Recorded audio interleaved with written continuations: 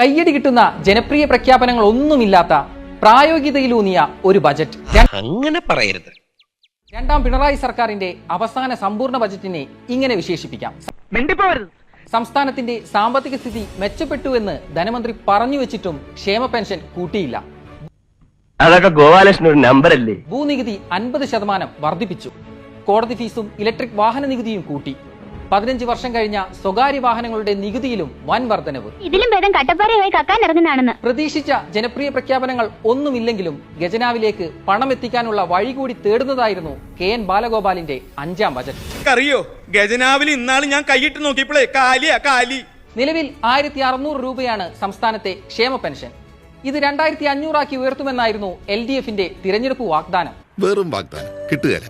അതുകൂടെ മനസ്സിലായില്ലേ? വരും. സർക്കാരിന്റെ കാലാവധി 1 വർഷം മാത്രം ശേഷിക്കെ ആ വാഗ്ദാനം നടപ്പാക്കൽ ഇനി അപ്രാപ്യം.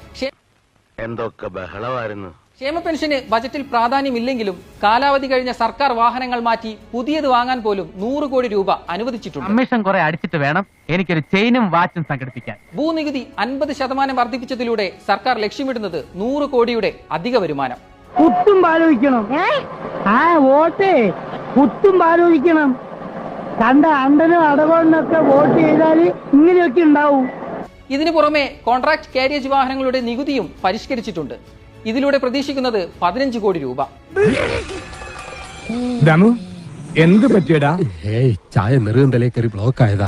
കോടതി ഫീസ് വർദ്ധിപ്പിച്ചത് വഴി ഖജനാവിലേക്ക് 150 കോടിയുടെ അധിക വരുമാനവും പ്രതീക്ഷിക്കുന്നു. നമ്മൾ സടകുടഞ്ഞ് എഴുന്നേക്കേണ്ട സമയമായിരിക്കുന്നു. ഒരു കണക്കിന് പറഞ്ഞാൽ വൈകി എന്ന് തന്നെ പറയാം. പതിവ് പോലെ കേന്ദ്രം സാമ്പത്തികമായി ഞെരുക്കുന്നുവെന്ന വാദത്തോടെയായിരുന്നു ധനമന്ത്രി ബജറ്റ് പ്രസംഗം ആരംഭിച്ചത്. ഏതായാലും കാര്യങ്ങൾ നന്നായി തന്നെ അവസാനിച്ചു. അപ്പൊ ഞാൻ പോട്ടെ. എന്റെ കാര്യം കൂടെ ഒന്ന് പറയടാ. ഈ പാവത്തിന് ഒന്ന് അഡ്ജസ്റ്റ് കൊടുത്തേക്ക്. പാവം.